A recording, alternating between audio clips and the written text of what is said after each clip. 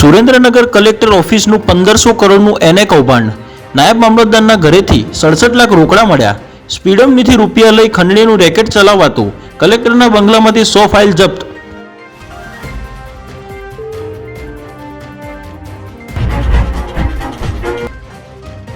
બંધ પોલિસી ચાલુ કરાવવાના બહાને ઠગાઈ. નરોડાના વેપારી પાસે 3 વર્ષ સુધી પ્રીમિયમના બહાને 219 ટ્રાન્ઝેક્શન કરી 23 લાખ પડાવ્યા.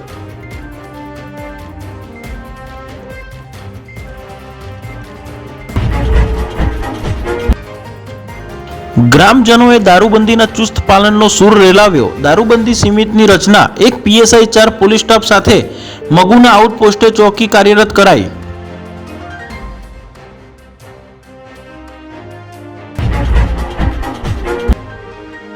માણસા બાલવા હાઈવે પર હિટ એન્ડ રન.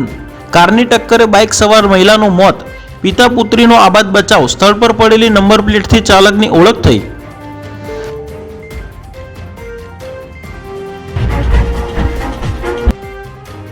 બુટલેગરે બીજા બુટલેગરના અડ્ડા પર જનતા બની રેડ પાડી. દારૂના અડ્ડા અને દારૂની બોટલોનો વિડીયો ઉતારી વાયરલ કર્યો. પીઆઈએ આડકતરી રીતે સુરતમાં દારૂ વેચાતો હોવાનું સ્વીકાર્યું.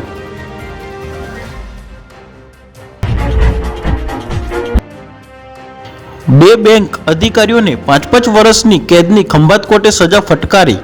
ધી કેમ્બે હિન્દુ મર્ચન્ટ બેંકના કરોડોના કૌભાંડમાં અદાલતનો સીમાચિહ્નરૂપ ચુકાદો. દોષિતોને દંડ અને વળતર ચૂકવવા આદેશ.